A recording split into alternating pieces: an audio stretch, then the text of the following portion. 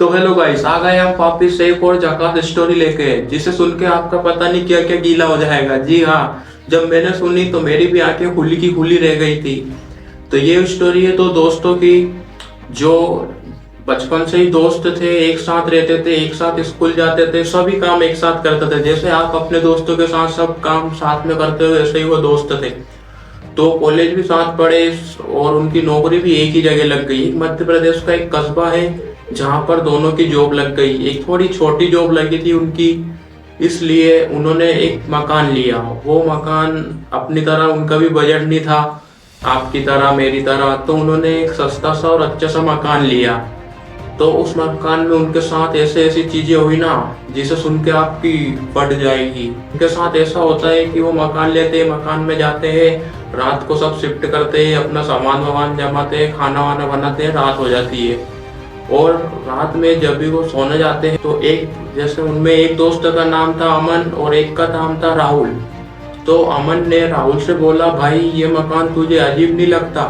तो राहुल ने बोला, नहीं नहीं, ऐसा कुछ नहीं है, आज अपना पहला दिन है, इसलिए रिलैक्स ऐसा लग रहा है। ऐसे करके वो सो जाते हैं।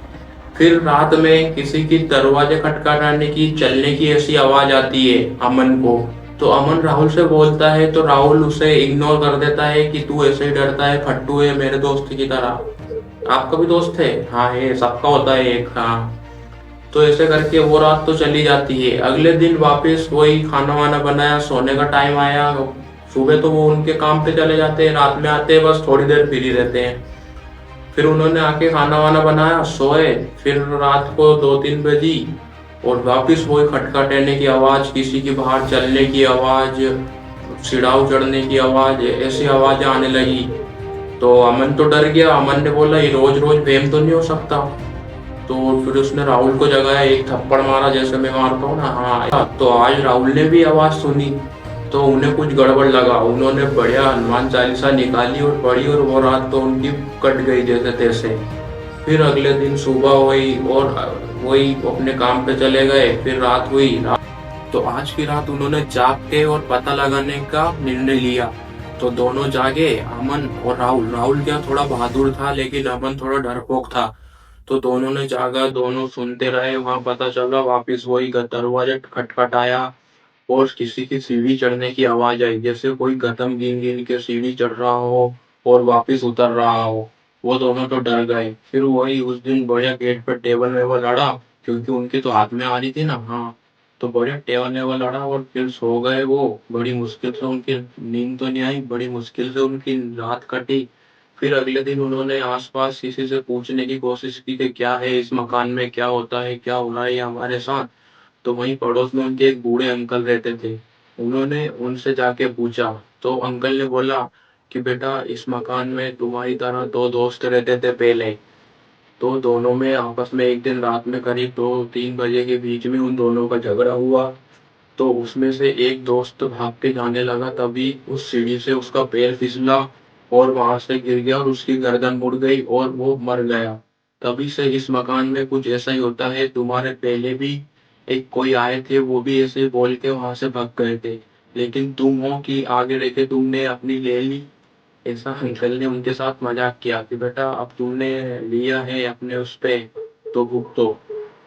तो फिर वापस वही उन्होंने सोचा कि एक मकान चेंज करते हैं, यहाँ थोड़ा अपना बजट हिलाते हैं और दूसरा मकान देखते हैं। उन्होंने उस दिन मकान देखा, लेकिन उन्हें मकान मिला नहीं। तो उन्होंने सोचा कि आज की रात और जैसे तैसे निकालते हैं, और अगले दिन फिर भले ही फुटपाथ पे रह लेंगे, लेकिन यहाँ से चले जाएंगे।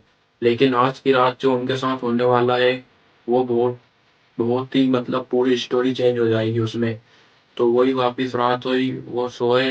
राहुल क्या थोड़ा बहादुर था, तो उसे तो नींद आने लगी, लेकिन अमन को बिल्कुल भी नींद नहीं आ रही थी। और राहुल ने नींद की गोली खा ली और वो तो गहरी नींद में सो गया। फिर अमन अमन ने कुछ नहीं, ऐसा कुछ नहीं खाया, क्योंकि वो थोड़ा डरता था और उसे नींद भी नहीं आई। वही वापिस रात की 2 या 3 बजी वही आवाजें आने लगी, खटखट डोर के ऊपर गिनती गिनने लगी, सीढ़ियाँ चढ़ते हुए। तो अमन डर गया। अमन डर के मारी बाथरूम में गया। बाथरूम में छिपा, बाथरूम में एक शीशा लगा था उनकी, और उसने उस शीशे में जाके देखा। तो उसने देखा कि उसके पीछे राहुल खड़ा है। जबकि राहुल तो गहरी नींद में सो रहा था और उस शीशे में राहुल की आंखें नहीं है। मतलब एक कुछ भी उसे साया जैसा दिखा, वो उसके डर के मारी दिखा या क्या पता क्या हुआ। वो वहीं से बाथरूम से भागा और गेट रूम का गेट खोल वहां से भागने लगा, और वो भी उसी सीढ़ी से गिर के, और उसकी भी गर्दन मुड़ गई और उसकी भी डेथ हो गई, वो भी मर गया। फिर अगले दिन राहुल उठा नींद की गोली खा के सोया था। फिर उसने देखा तो ये क्या हो गया अमन को। उसने फिर पुलिस बुलाई और पुलिस ने आके सब जांच पड़ताल की। डॉक्टर आए, डॉक्टर ने रिपोर्ट में बताया कि ये कोई गिरा नहीं है, किसी ने इसे धक्का दिया है। जी हाँ, ये तो पता नहीं चला कि किसने दिया, क्या सीन हुआ। लेकिन उस दिन से राहुल ना उस मकान में रुका, ना उस मकान में अभी तक कोई रुकते है। वो मकान बिल्कुल खंडर हो गया है, बंद कर दिया है, अब वो टूटने वाला है। मतलब राहुल भी वो मकान छोड़ के चला गया, वहां से उसने जॉब भी छोड़ दी, शहर भी छोड़ दिया, और वो वापस अपने घर गाँव चला गया। तो ऐसा हुआ। तो आप भी अगर दो दोस्त कहीं रहने जाते हो बाहर, तो सस्ते के चक्कर में मत पड़ना, क्योंकि सस्ता फिर पता ही है क्या होता है। आपने अभी स्टोरी सुनी ली, तो आपको स्टोरी अच्छी लगी हो तो वीडियो को लाइक करना, कमेंट करना, और ऐसी स्टोरी कुछ मेरे जीमेल में भेज दो तो मैं आपको सुनाता रहूं, किसी को कोई पता हो तो। और चैनल को सब्सक्राइब करें। मिलते हैं नेक्स्ट स्टोरी में। Thank you.